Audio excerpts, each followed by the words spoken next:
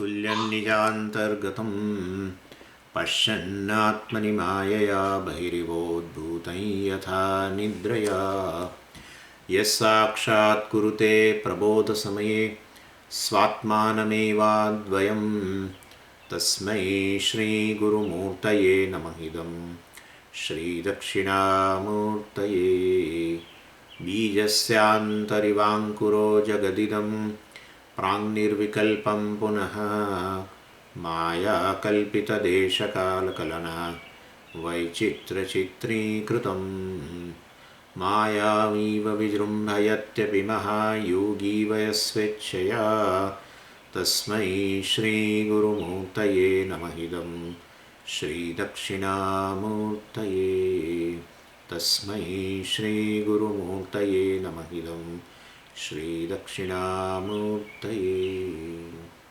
ॐ सहना भवतु सहनौ भुनक्तु सह वीर्यं करवावहै तेजस्विनावधीतमस्तु मा विद्विषावहै। ॐ शान्तिः शान्तिः शान्तिः। सदाशिवसमारम्भां शङ्कराचार्यमध्यमाम् अस्मदाचार्यपर्यन्तां वन्दे गुरुपरम्पराम्। ॐ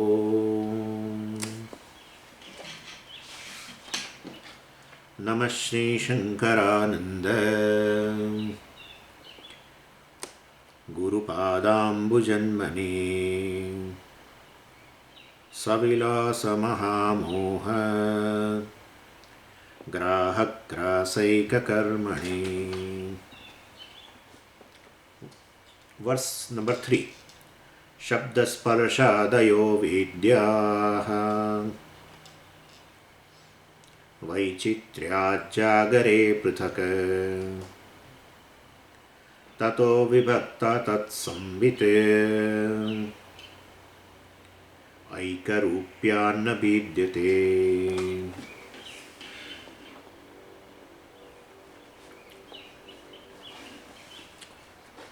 So, in two verses, the first two verses we have discussed.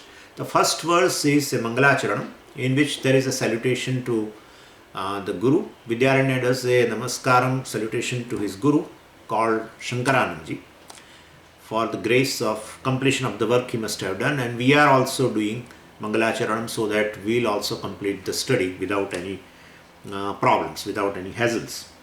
And then the second verse, of course, tells about Anubandha Chatushtaya, the fourfold factors by which a person who a student is connected to the book called Pancadasi. So the fourfold factors are what? The first thing is Vishayaha, subject matter. What is the subject matter of the book? I should ask. I am a student, I should ask what is the subject matter. If I am interested, well, then I can proceed. And then second thing is adhikari, whether, okay, subject matter is this, but am I qualified or not? Perhaps you may like even quantum mechanics, but you may not be qualified because you are right now studying in a 12th standard and don't know anything about quantum mechanics. And therefore, basically, one who is a post-graduation, etc. in physics, then he is qualified for that, to study further in quantum mechanics, etc. Or maybe it is coming even in the post-graduation, it's okay. But then definitely one should be qualified for that. So second thing is adhikari. The third thing is, okay, if I continue the study, what will I get? And in whatever the result, well, this is promising. And the study of this, whatever result it promises, whether I am interested or not. Suppose I am not interested in moksha. I am not interested in freedom. Then therefore this knowledge, self-knowledge, I may not be interested. And therefore, third thing is prayojanam. I should know the purpose before the study. I means the student. And the fourth is the connections. Connection between the Vishaya and the Phalam. Connection between the subject matter and the book. Connection between the subject matter and the result. All these things also should be known thoroughly. Because many things are there where you study, where you get the knowledge, but you may not be, because that is not sufficient to give you the result. Well, you are required to do something after gaining the knowledge. And I gave you the example. You study a particular recipe book, well, but that's not sufficient. You have to, of course, try it out in a kitchen, and therefore then only you will get the result of, tasting the food, etc., or satisfying the hunger, whatever. So ultimately, I should know the subject matter and the purpose, Vishaya and the Prayojana. What is the connection? The study itself is sufficient, or after study I require to do something or not. So that is how one should know.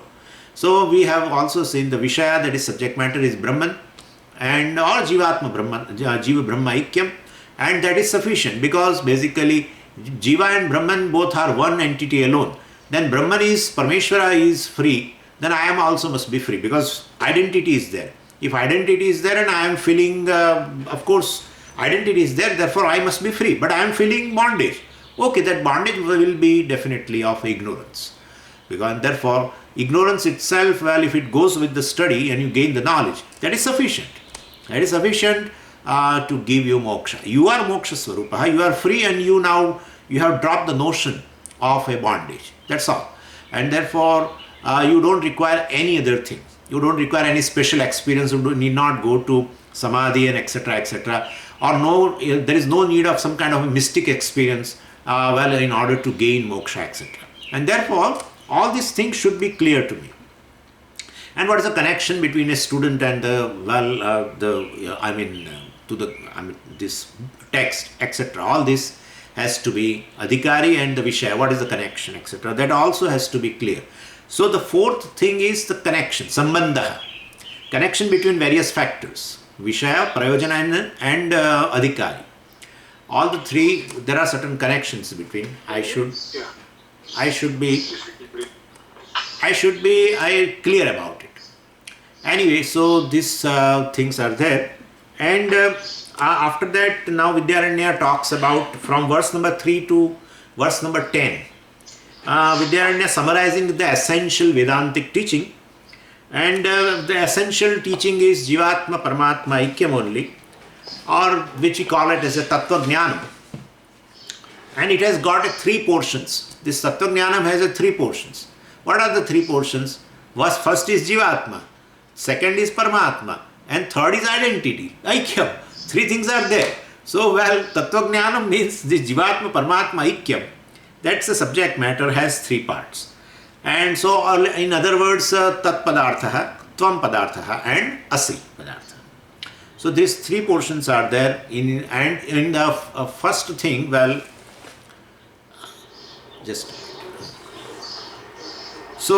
first here from verse 3 onwards, he talks about a knowledge of Jivatma Swarupam. What is a Jivatma Swarupam? And this Jivatma Swarupam, you will wonder, but it can be easily known through the Shruti, through the Tarka. Logically, you can arrive what is your real nature. Of course, the Tarka also is based on Shruti, not independent Tarka, but Shruti Anukula Tarka. We call it as a Shrauta Tarka.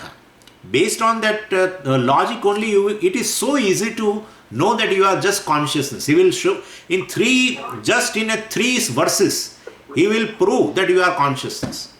So very beautiful. So first thing is Jivatma Swarupam has been discussed from 3 to 5. And here he takes a help of Avasthatraya analysis. Our three states are there. Jivatma has three states: waking state, dream state, and deep sleep state. Out of analyzing these three states of experiences, he proves that you are basically Satchidananda, or you are, that is being proved here. And Paramatma Swarupam, of course, not logic here. Paramatma Swarupam, for that, of course, we have to go to the scriptures as such. And Aikyam also, Jivatma and Paramatma, Aikyam also through the scriptures. So, but Jivatma can be known through this Tarka, of course based on a Shruti, but through that Avasthatraya analysis, this analysis of three states of experiences, one can gain. So now, what is that? The Jivatma is Satchidananda is going to prove now in 3 verses. So first he is taking, you can understand very well, he says here, Jagare, so first he is talking about Jagrat Avastha.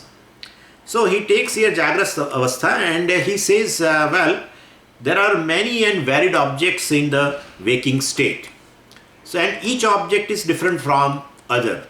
So we are able to prove that, well, many objects are there because plurality of experiences are there. And like plurality of perceptions are there. And therefore plurality of objects must be there. Like there is a flower perception, there is a mobile perception, there is a camera perception, there is a bulb perception. All different perceptions are there. If different perceptions are there, therefore different objects must be there in the waking world. Simple. And therefore, so I see, I have a flower experience, and which is different from the clip experience, which is different from camera experience, different from a sound of a bird experience, different from a particular taste experience, different from a fragrance of a flower experience. I mean, these are all perceptions, varieties of perceptions are there. And so that perceptions are internal, experiences are internal, cognitions are internal.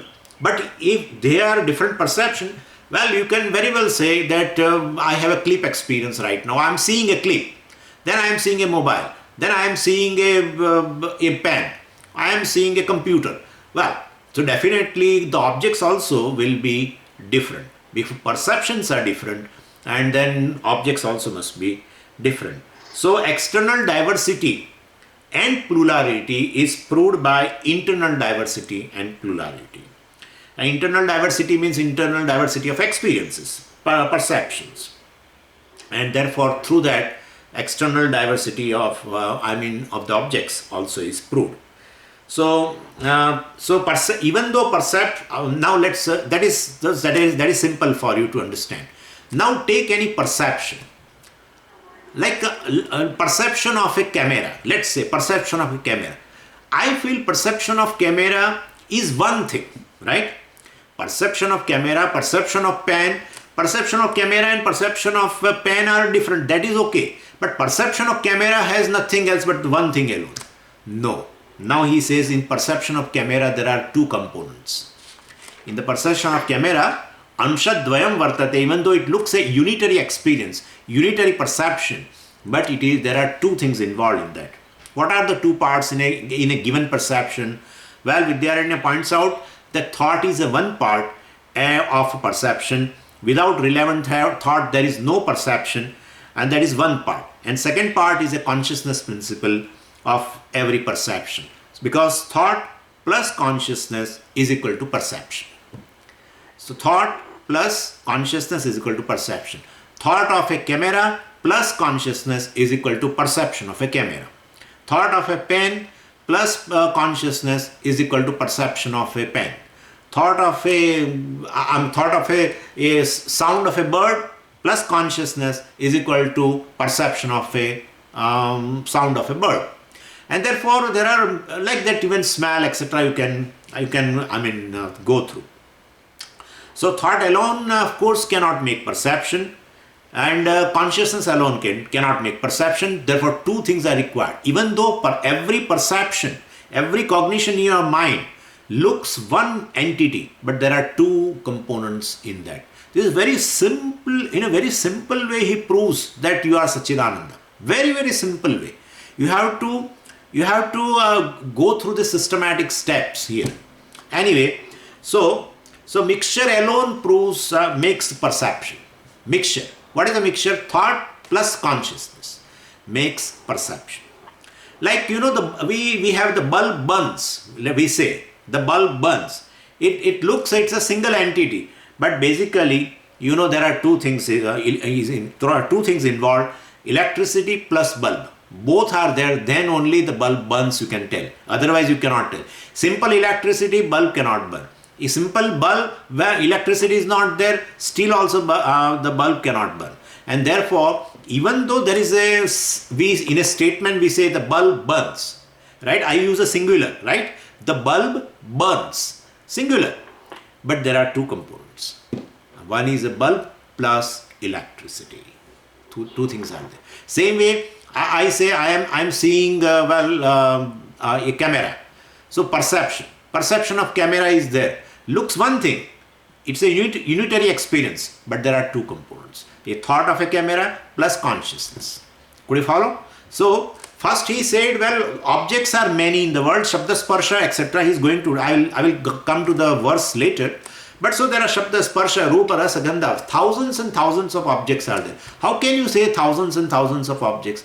Diverse objects, plurality of the objects, how can you say? Well, plurality of experiences are there. And therefore, definitely, if experience, I can very confidently say, I can tell that I have varieties of the experiences. I have a diversity in experiences. I have plurality of the experiences. Very well. And therefore, the objects also must be diverse and plural. Then in a single perception now also there are two components. Could you follow? So from plurality of perception you come down to one perception. In that perception also now there are two things. And we have found one is a thought and second is consciousness. So if there is a plurality or diversity of perception, well, it is caused by the plurality of the thoughts. Diversity, plurality of a perception belongs to the thought. Please understand, you have a diversity of perception and every perception has a thought plus consciousness, thought plus consciousness, thought plus consciousness. Well, so diversity of the perception is there, but basically diversity of perception is due to diversity of the thoughts. Diversity of the thoughts is again based on diversity of the objects. And that is how, so diversity of the thoughts and plurality of the thoughts leads to diversity of the perception, not the diversity and plurality of consciousness. Consciousness is one, but you have a varieties of the thoughts, you have a number of thoughts, and thereby every thought plus consciousness is perception. You have a plurality of the thoughts, diversity of the thoughts, and therefore you have a diversity and plurality of perceptions also. But in every thought, in every perception, the consciousness is common. I am talking about right now a waking state. So consciousness does not diversify at all, and it is one and uniform in every perception. Thus consciousness alone appears, as a pluralitic perception because of association with the thought. And well, when it appears like this, every perception now is called Vishesha Jnana. Vishesha Jnana. Perception is equal to cognition, is equal to experience. You can say here right now, it is nothing but Vishesha Jnana. Waking state experience. Well, various perceptions are there, and therefore Vishesha Jnanams are many. Consciousness by itself in every perception which is common is called Samanya Jnanam. Therefore consciousness is called Jnanam. Satyam Jnanam Anantam Brahma, Jnanam Brahma, Prajnanam Brahma.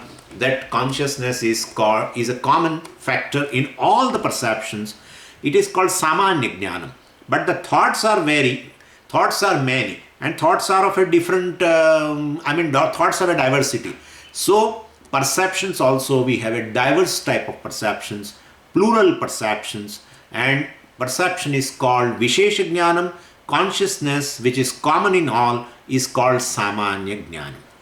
Please understand that Satyam Jnanam Anantam Brahma, that Jnanam word has created a lot of problem for many people. Because Jnanam occurs in the Buddhi, that is what I am, etc., etc. Therefore Jnanam word is used, and well, here we have to go to Samanya Jnanam. So uniform, undifferentiated, consciousness, which is called Samanya Jnanam. So if you take a diverse perceptions and remove the thought, what remains is a consciousness, Samanya Jnanam, or Chaitanyam, you can say. So in Jagrat Avastha, one continuous consciousness appear many and varied perceptions.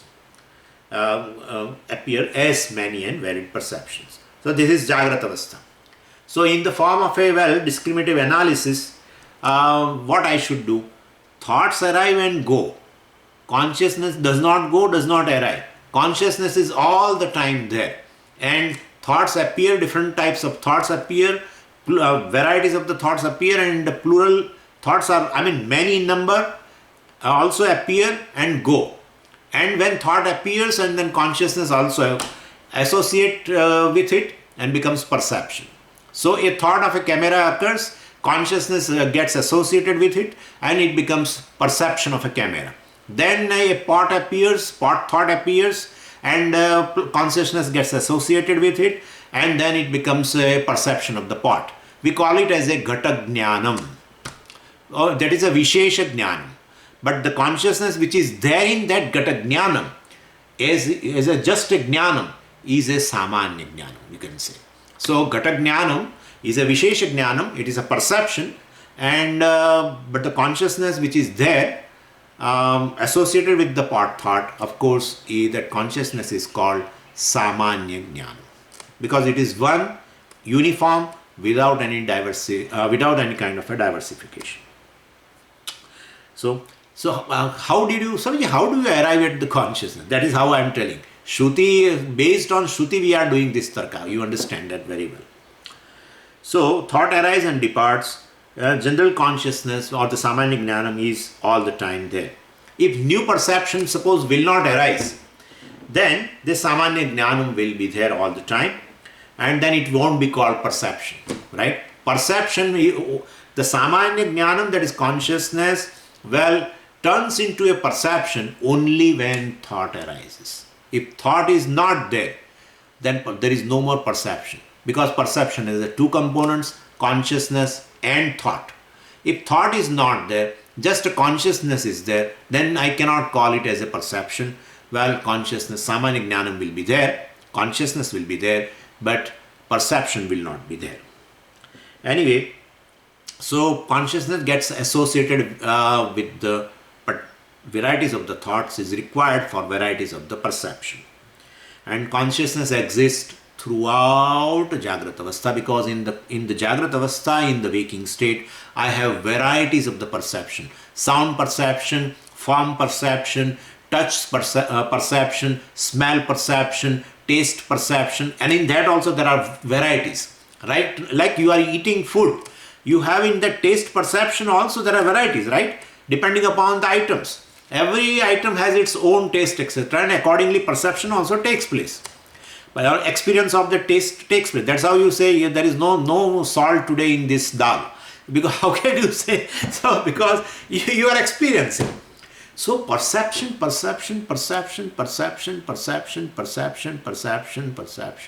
Entire Jagrata Avastha is full of perception.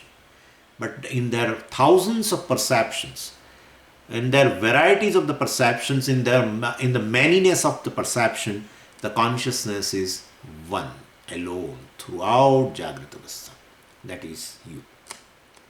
Then to Sapna Avastha, of course, diverse perception. There also, right? There are varieties of perception in the Sapna Avastha. Then in Sushupti Avastha also there is a perception. Now this you will get up when I say that.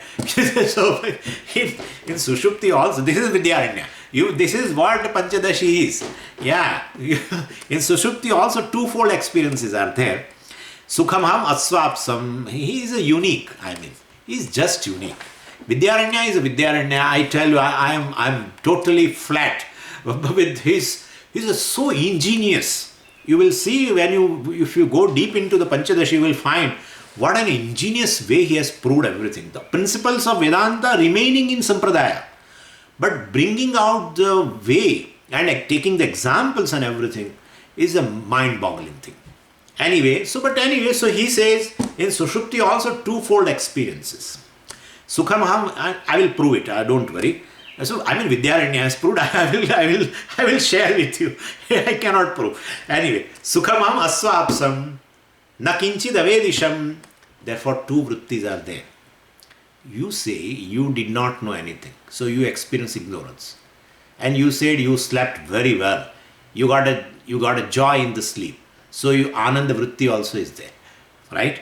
And so he says this Karana Sharira vritti are there. Ajnana vritti and Ananda vritti. And therefore, basically in Sapnavastha also you have varieties of the thoughts. Same way in deep sleep also, not varieties of the thoughts. Two vrittis are there. And one in which the object of the thought is Ajnanam or object of the thought is Ananda.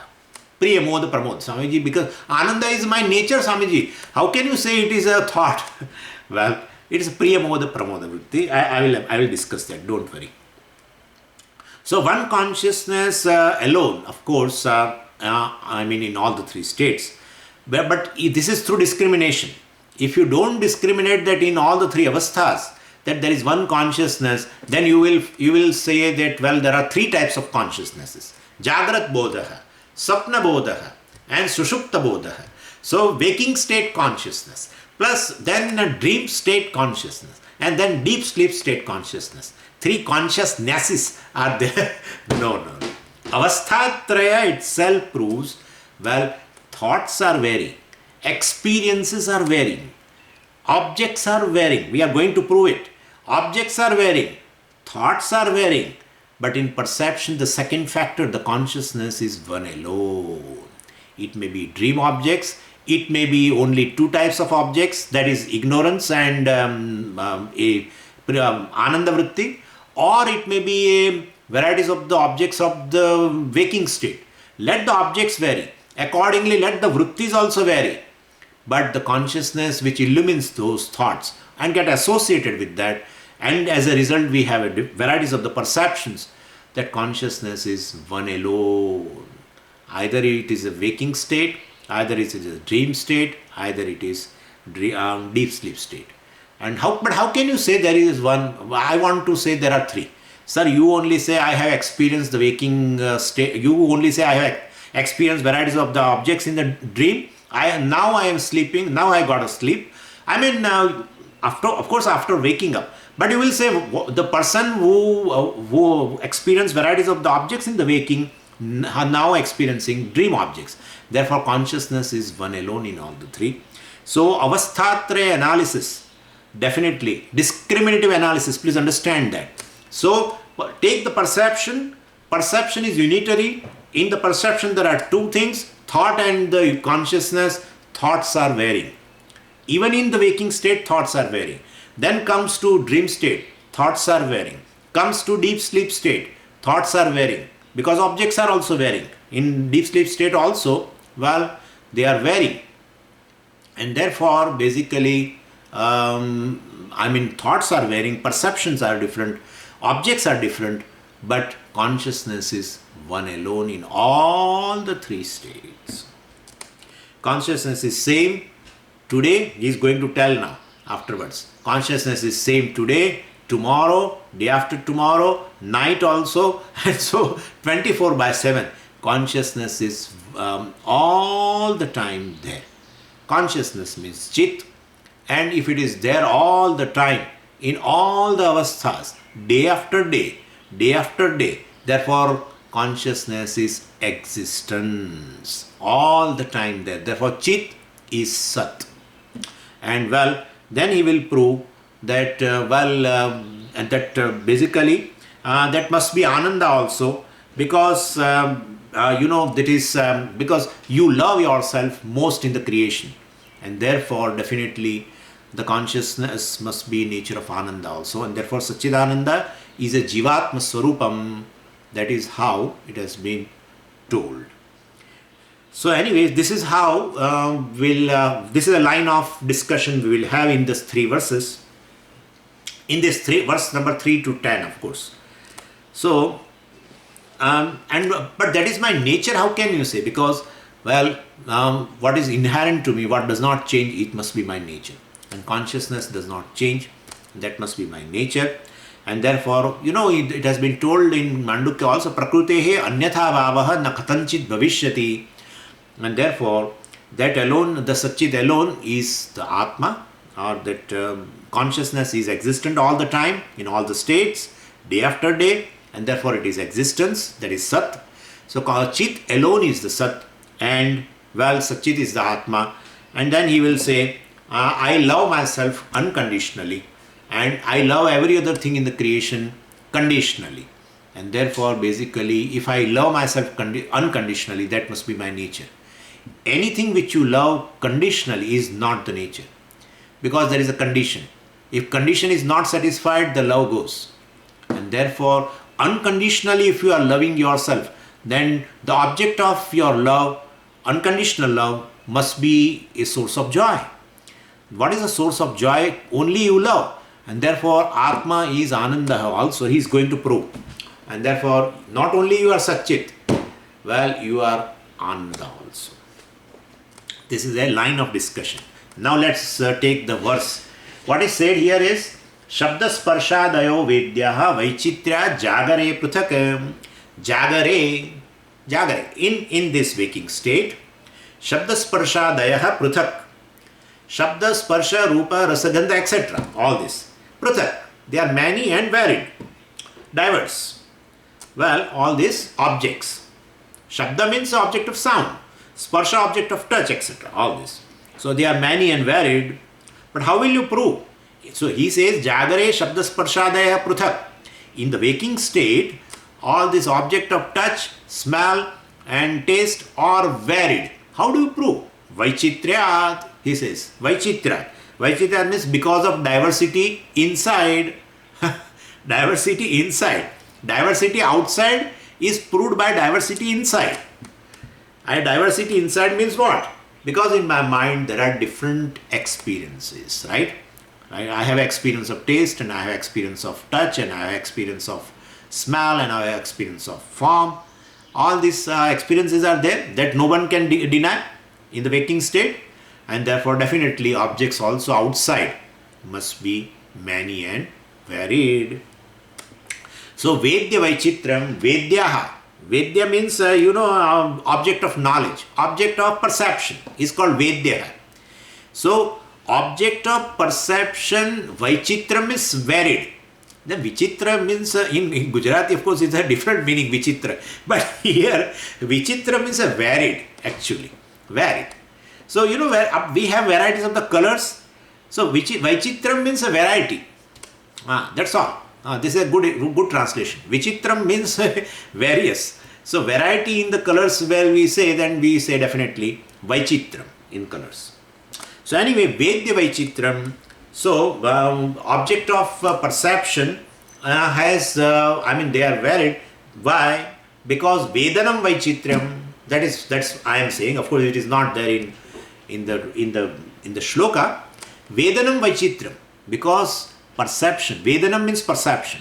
Vedyam means object of perception.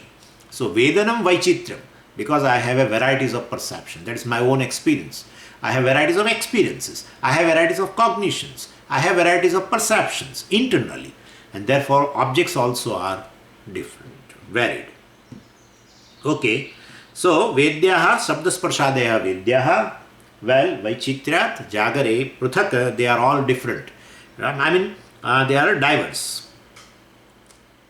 So, and then, now you take your focus now internal, because ultimately you want to prove that the jiva is basically consciousness.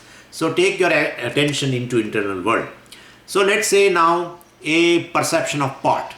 How does perception of pot arises? A perception, the thought of the pot plus consciousness will give rise to Gata-jnanam or perception of the pot. So, definitely so, Gata-vritti sahitam chaitanyam Gata-jnanam. We can say like that in Sanskritam. Gata-vritti sahitam. Along with that Gata-vritti, the chaitanyam, the consciousness, is called Gata-jnanam. Tat samvita, the consciousness which is associated with every thought and which is known as a perception, which appears as many. Na vidyate is really one. Even though perceptions are thousands and thousands and they are different, they have a Vaichitram, they are varied. But Tat Samvit, which is Samvit means this consciousness, by the way. The meaning of the word Samvit is consciousness. So Tat Samvit means the consciousness which is associated with the varieties of the thoughts and leads to ultimately varieties of the perception. Well, that Samvit is Eka, he says, Eka. Aikarupyat na vidyate, because it is Aikarupyat, means because of the uniform nature. Ekarupasya bhavaha Aikyarupyam. And so, basically, na vidyate is really one alone. Consciousness being of a uniform nature. Well, even though in every perception consciousness is present, But the varieties and the manyness of the perception is not due to manyness of the consciousness, is due to manyness of the thoughts, and therefore and also varying nature of the thought, varieties of the thoughts. But ultimately consciousness which is of uniform nature, aikyarupyat na vidyate, it is not different in every perception, it is one alone. In every all perception, consciousness is same, and the difference occurs in the perception is due to differences in thoughts. Tato vibhakta. Tataha. Tataha means, tataha means from that object and the thoughts, both, right? Thoughts are pertaining to the objects outside. So from tataha means from that. From that means what? From the objects and the thoughts. Vibhakta, separated, what? Samvit. Samvit, the consciousness, it is separate. It got separated. Through how do you separate the consciousness? Well, through discriminative analysis. It is not a physical separation. Okay, I in every perception consciousness is there and thought is there. Let me separate. There is no question of separating physically. Why physical separation is not possible? You know very well. I don't want to diversify right now. But you can tell very well that nothing is basically separated from consciousness. Everything is non-separate from consciousness, and therefore definitely you have to understand. One is Satyam, other is Mithya, but let's not go into that, but you can understand very well. So thoughts, etc. and the objects, all this, tataha vibhakta, samvit. Samvit is a feminine noun. So tataha vibhakta samvit. Tataha means from the objects and the thoughts, consciousness is separated. From what? From the perception. You can see in every perception that you are that consciousness, or the jiva is this consciousness, which is aikyarupyat, is uniform in nature, and na vidyate, it is just one alone, it is not varying and it is not many. So tatsamvit. Tatsamvit means what? Tatsamvit means the consciousness which is associated with the thought, given thought. That consciousness is basically separated from the object and the thought, both. So suppose consciousness is an integral part of the thought.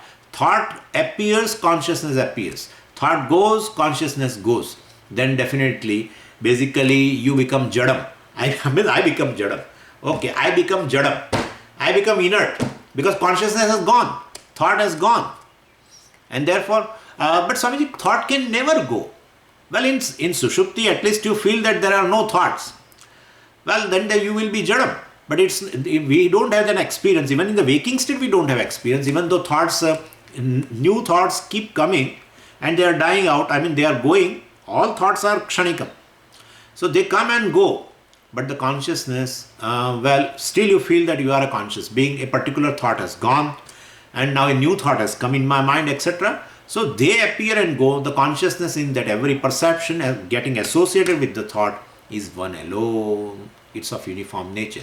Consciousness is consciousness. It doesn't have any other nature. Aikarupyat means ekaswarupam. Ekarupam means ekarupasya bhava hai aikarupyam. So ekarupam means swarupam. The nature is just consciousness. Now I will give you 5 points from this which we can derive it about consciousness. The first point. Consciousness is not a part. If you remember, I have given you in Kenopanishad. Now, for the thought I am giving you.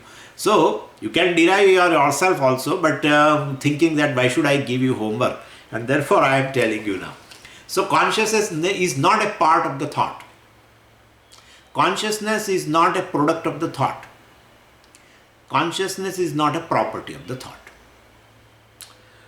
And why? Because basically the thought is nothing but a mind, and mind is born out of the matter, and therefore the thought cannot have a natural consciousness. A consciousness is different from the thought and it pervades the thought, right? So thought plus consciousness, even though consciousness is associated with the thought and result into a perception, but thought is inert and thought cannot basically illumine a given object. Just a pot thought cannot give you the knowledge of the pot. If part thought, if not associated with the consciousness, it will not result into part consciousness or part knowledge, part perception. Could you follow? And therefore, basically, in every perception, consciousness is there and thought is there. It looks as though consciousness is associated with the thought, but thought is inert, basically, and consciousness is independent of the thought. That is what we want to understand. Even in, I'm talking about the waking state. This all 5-point program. You can also make it for dream state also. When we will go to dream state, I will talk about it. So this is the first thing. Second, consciousness is an independent principle which pervades every thought and converts it into an experience or perception. So a thought plus consciousness is equal to perception, cognition, waking state, experience, you can say. Now, so let's say the object, say pot, let us say pot. A pot is seen, right? And it generates a pot thought. Then pot thought, when it is pervaded by the consciousness, leads to pot perception, pot experience, pot cognition. I would like to little go to the first point again, because I just got a thought in here right now. As I told you, consciousness is not a part or a product or a property of a thought.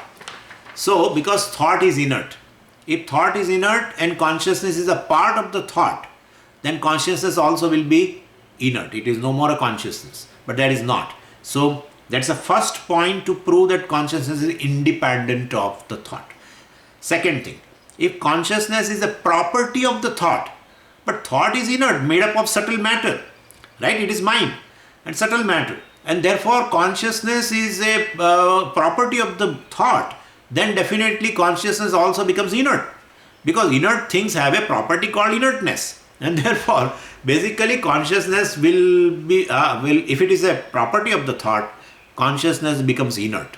That's not the case, and therefore it is independent. Third thing, consciousness is not a product of the thought. Anything which is generated of inert objects will be inert. Karana gunaha karya anuvartante, right? The properties of the material alone inheres the product. If you make a jibba, what is it? The shirt, let's say shirt, out of a cotton material, well then that shirt will be of cotton only. It cannot be of a silk. That's simple to understand. So consciousness is not a product of thought also. And therefore, if thought is inert, well the product also will be inert. Then consciousness is of course consciousness. It is not inert. And therefore, consciousness is independent. To prove the independence of the consciousness from the thought, you will have to take into account three things. You have to ask three questions. Whether consciousness is a part of the thought, consciousness is a product of the thought, consciousness is a property of the thought. All the three questions have an answer in no. Okay, then consciousness is independent of the thought. In a perception, thought, of course, consciousness as though associated with the thought, results into perception. So part thought plus consciousness is equal to part perception, because there are champions.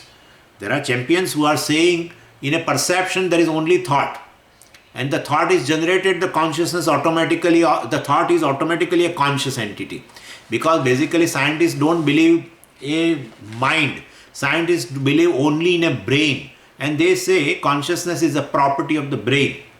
They are trying to prove through experiments. If you are Vedanti, they will take you to the laboratory and say, look, and they attach some all what Dr. Sahib must be knowing.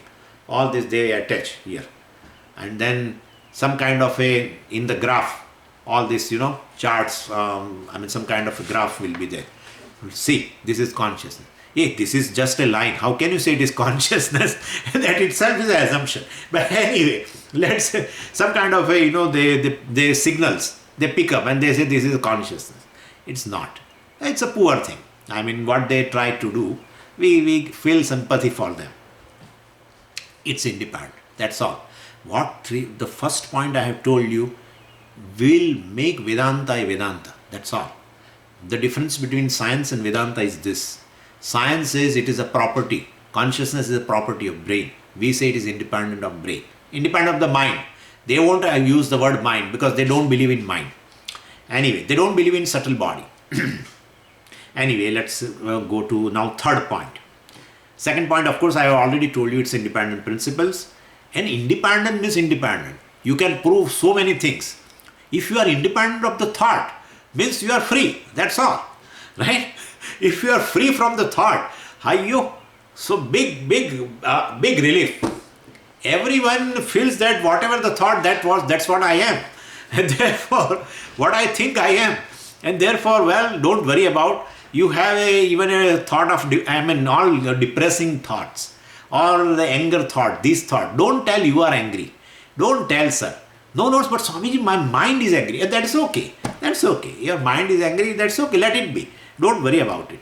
And so this is all the time. Remind yourself that you, the consciousness, are not a part of the mind, part of the thought, product of a thought, property of a thought. So you are independent. So you pervade the thought definitely and converts into perception. Associate with the thought and converts into experience or perception. Third, consciousness is not limited by the boundaries of the thought. Naturally, because you are independent. Therefore, it is bound by the boundaries of the thought. So thought is located, but consciousness is not located. Okay. Anyway, thought is located in the mind, but consciousness is basically not located. So like in the example, where an object is illumined by the light, we have seen the object is located at, like my hand right now is illumined by the light. So hand is here, located, but light is pervading entire room, right? Compared to the hand which is illumined by the light is more pervading. So, well, if consciousness pervades the thought, it is independent of the thought and it pervades the thought to result into a perception. Well, consciousness is more pervading than the thought. Thought is, of course, localized. It is there in the mind. It is there in the brain, let us say. But consciousness is more pervading, more pervasive. Fourth, consciousness continues to exist even after all thoughts resolve as in deep sleep state. So when the mind is blank, thoughts are also absent. But consciousness is not absent because it is independent. So if thought is absent, let it be absent. If you are independent of the thought, well, if thought is absent, you are not absent. You will be there all the time. So, and in fact, consciousness only reveals the blankness of the mind. Absence of the thought is revealed by the consciousness. So consciousness is eternal. It is all the time there. Even if the thoughts are not there, consciousness is. Thoughts are there, consciousness is. And so that is how you are Sat. You are all the time there. But all the time there means what do you want to say? Well, thoughts are not there in a deep sleep state, you are there. But you are telling there are thoughts, two types of thoughts in the deep sleep state, and now you are telling, yeah, that also I am telling and that also I am telling. But right now you accept it. Right now you accept. I know you are trying to catch me, but anyway, I want to make a safer side for myself. Anyway, so consciousness is all the time there. All the time there. Thought is there or thought is not there. And the fifth point is, well, the consciousness which is independent and exists independently even in the absence of a thought, well, is not available for transaction in absence of thought. If thought is not there, perception will not be there. If thought is not there, the association with the thought will not be there, and therefore perception also will not be there. If perception is not there, how will you say consciousness is? How will you say consciousness is? Right? Consciousness is, you cannot tell. So it is not available for transaction. In absence of thought, consciousness is not available for transaction.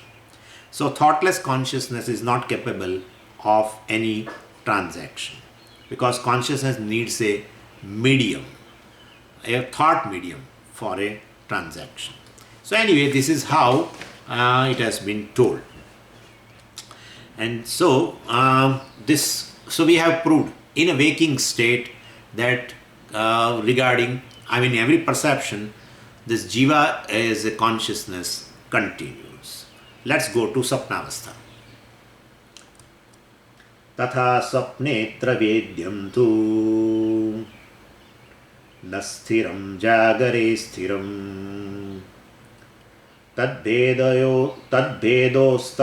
तद्भेदोतस्तयो संविते एकरूपा न विद्यते. Okay, स्वप्नावस्था. तथा स्वप्ने. Take this much alone. Tatha swapne. Tatha swapne means what? Just as in waking state, same way in a dream state. Means there is similarity. Yatha jagare, tatha swapne. Yatha jagare, just as in a waking state, same in a dream state. Means what? Everything is same. If everything is same, then why are you giving two names? Tell one name. Why you are saying waking state and dream state? If everything is same in both, then you should not tell there are two states, a waking state experience and dream state experience. So waking state has how many things? Well, object is there. Waking, all these objects, right? Shabda, sparsha, rupa, rasa, gandha. All objects are there. One. Then thoughts are there. Thought pertaining to any object. Thought is there. Second. Third, perception is there. And fourth, consciousness is there. Right? So, four things are there.